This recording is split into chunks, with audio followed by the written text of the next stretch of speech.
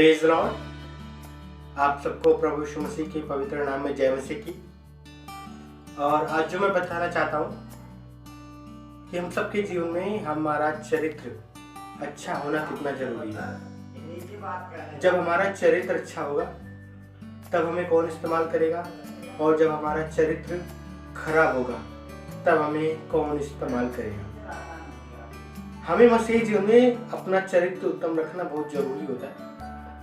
और जब हमारा चरित्र उत्तम रखता है तो परमेश्वर में, जब हम अपना चरित्र उत्तम रखते हैं तो परमेश्वर हमें इस्तेमाल करता है, और जब हम अपना चरित्र बेकार रखते हैं तब शैतान हमें इस्तेमाल करता है। और बाइबल ऐसे लोगों से बहुत सारे उदाहरण देती है जो शैतान के द्वारा इस्तेमाल किए गए, और बाइबल ऐसे भी लोगों का उदाहरण देती है जो लोग परमेश्वर के द्वारा इस्तेमाल किए गए। यानी परमेश्वर भी इस्तेमाल करने वाला है और शैतान भी इस्तेमाल करने वाला है। ये हमारे ऊपर निर्भर करता है कि हम किसके द्वारा इस्तेमाल किए जाना चाहते हैं। हम सबके जीवन के लिए बहुत जरूरी है। और हम कैसे पहचाने कि शैतान किन किन प्रकार के लोगों को इस्तेमाल करता है, मैं ये बताना चाहता हूँ। हाउ टू रिकॉग्नाइज, हम कैसे पहचाने कि शैतान किन किन लोगों को इस्तेमाल करता है। लूका रचित सुसमाचार में लिखा हुआ है 22 अध्याय के 3 पद में, तब शैतान यहूदा में समाया जो इस्करियोती कहलाता है और 12 चेलों में से जाना जाता था।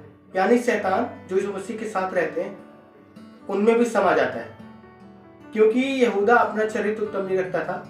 वह परमेश्वर के बैग में से चोरी करता था पैसों की, और उसका ध्यान प्रभु यीशु मसीह की बातों पे कम, धन की ओर ज्यादा लगा रहता था। यानी शैतान हमारी कमियों को देखता है कि हमारा ध्यान किस पर ज्यादा है, फिर शैतान उस प्रकार से हमें इस्तेमाल करता है। और शैतान उनको भी इस्तेमाल करता है जिनके अंदर ढेर सारी कमियां होती हैं, ढेर सारी बुराइयां होती हैं, जो अपने जीवन से बुराइयों को दूर नहीं करना चाहते। शैतान उन्हें ऑलरेडी इस्तेमाल कर रहा होता है।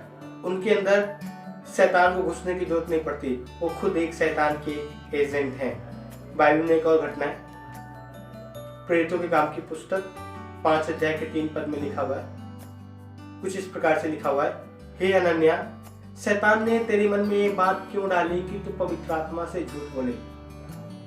हम जानते हैं जब हम प्रभु के लोगों से झूठ बोलते हैं तो ये हम अपनी मर्जी से नहीं, परंतु शैतान हमारे मनों में डालता है कि हम शैतान के द्वारा इस्तेमाल किए जाए और परमेश्वर के लोगों से झूठ बोले। और जब हम परमेश्वर के लोगों से झूठ बोलते हैं तो हमारी सारी आशीषें वहीं पे मरनी शुरू हो जाती हैं। इसलिए हम सबके जीवन को जानना बहुत जरूरी है कि हम किसके द्वारा इस्तेमाल किए जा रहे हैं। कहीं हम शैतान के द्वारा इस्तेमाल नहीं किए जा रहे हैं। कई बार शैतान हमारे जीवन को भटकाने की कोशिश करेगा, परमेश्वर के मार्गों से हटाकर हमारा ध्यान दूसरी ओर लगाकर हमें भटकाएगा कि हम परमेश्वर की महिमा से और परमेश्वर की बातों से और परमेश्वर की उन सारी आशीषों से जो परमेश्वर ने हमारे लिए रखी हैं उनसे दूर हो जाएं।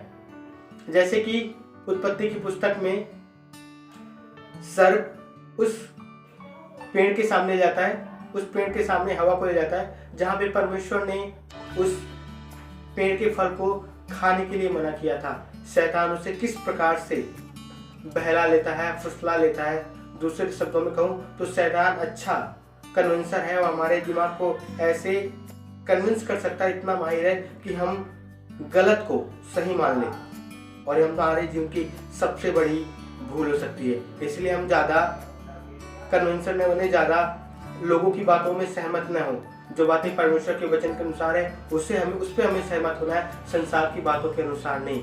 और ऐसे बहुत सारे लोगों का उदाहरण देती है जहाँ पे जिन जिन लोगों को शैतान ने अच्छे से इस्तेमाल किया, उस दिन के बाद जब हवा ने फल खाया, आदम ने फल खाया, तो फिर पूरी दुनिया में पाप आ गया। जब